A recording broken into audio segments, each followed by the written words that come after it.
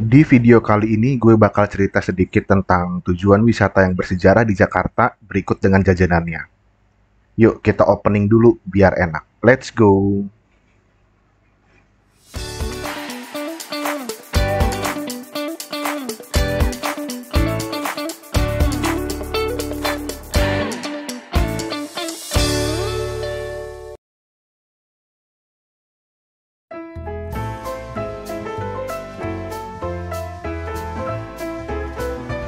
Enaknya tinggal di Jakarta itu kita punya privilege yang gede banget soal fasilitas angkutan umum. Jadi kalau mau ke tempat wisata itu gampang banget, nggak repot. Kayak hari ini nih, gue sekeluarga mau naik KRL ke Kota Tua. Ongkosnya ekonomis banget, tinggal duduk manis, anti macet, nyaman lagi.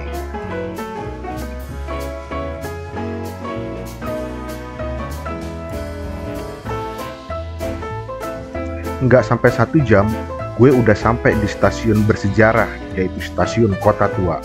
Stasiun ini adalah salah satu pintu masuk ke kawasan wisata Kota Tua. Stasiun ini didesain sama orang Belanda, makanya gaya arsitekturnya kabarnya sama dengan stasiun-stasiun yang ada di Eropa sana.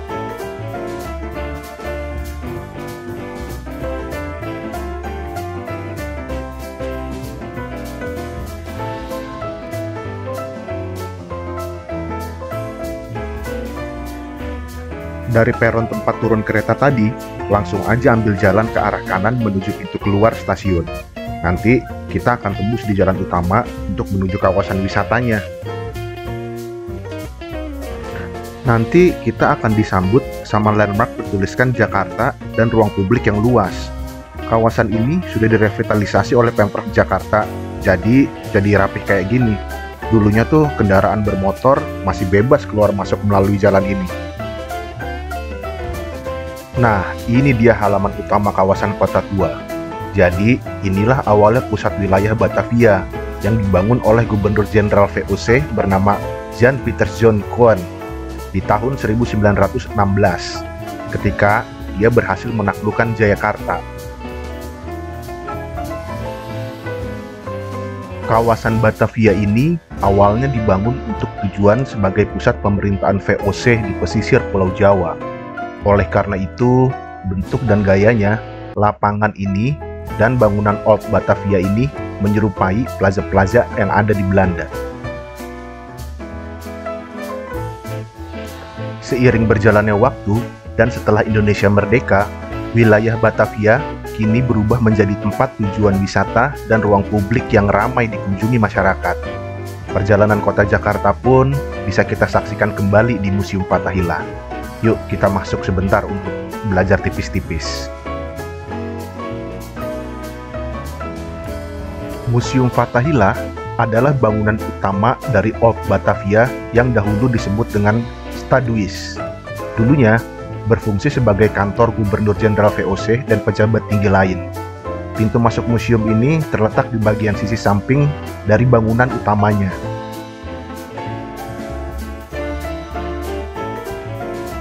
Di dalamnya, kita bisa membaca cerita bukan hanya perjalanan kota Jakarta, namun juga peristiwa-peristiwa penting yang berkaitan dengan sejarah panjang Belanda di Indonesia. Misalnya, seperti peristiwa penyerangan Sultan Agung dari Kerajaan Mataram yang berniat merebut Batavia dari kekuasaan Belanda. Museum ini terdiri dari 2 lantai dan terdapat jendela yang langsung menghadap ke lapangan utama Stadhuis. Di bagian belakangnya ada ruang terbuka, tempat pengunjung bisa beristirahat dan makan.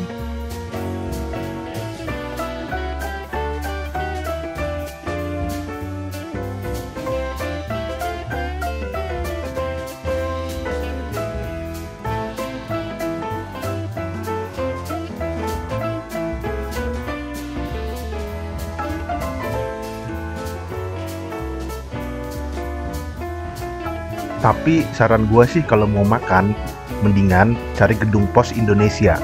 Di sana banyak tempat makan yang nyaman dan terjangkau buat kantong. Di sana gue ketemu sama sebuah warung yang menyediakan tempat yang proper banget. Cocok buat gue yang bawa anak kecil. Jadi bisa sekalian istirahat buat lurusin kaki.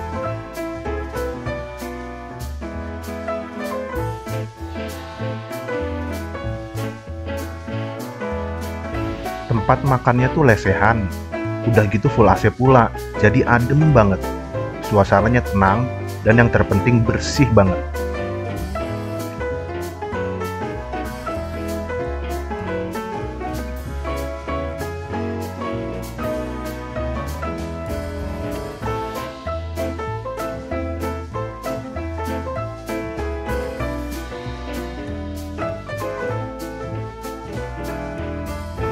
Gue pesen menu rekomendasinya, yaitu soto mie. Soto mie-nya mirip sama soto Bogor, cuma gak pakai kol. Isiannya ada risol, kikil, bihun, mie kuning sama tomat. Rasanya seger banget, apalagi ditambah sama perasan jeruk limau. Badan yang tadinya agak lemes, lumayan keisi lagi energinya. Aroma rempahnya bikin melek mata, cuy.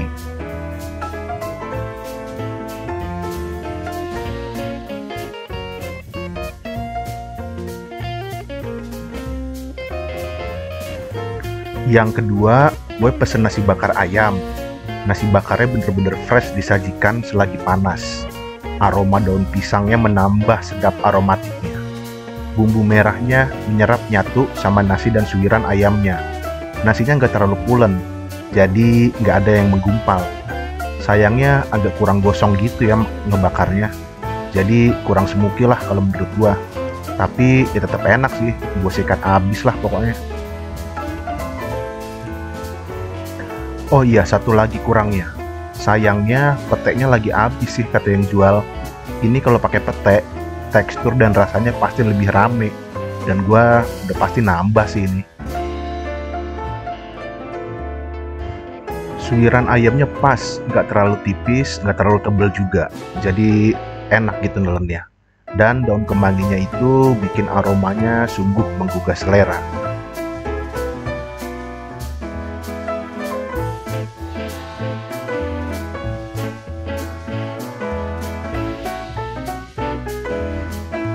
Di sini juga ada kopi liong, yaitu kopi hitam merek khas dari Betawi. Enaknya dikasih sedikit gula dan dibikin kental. Cocok diminum siang-siang buat ngusir ngantuk.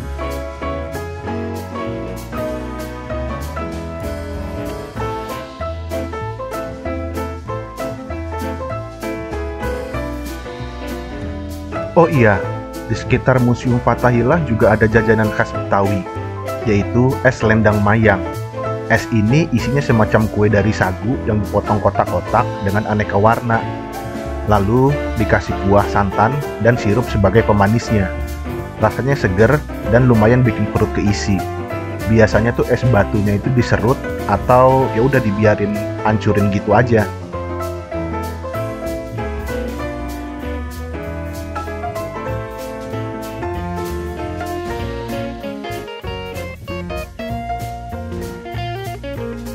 Di sekitar wisata Kota Tua juga ada jajanan murah kaki lima gitu. Tapi gue sih nggak saranin ya jajan di sini, karena memakan ruang untuk berjalan kaki dan berpotensi bikin macet. Udah gitu pengamennya itu tuh nggak berhenti-berhenti, ada aja.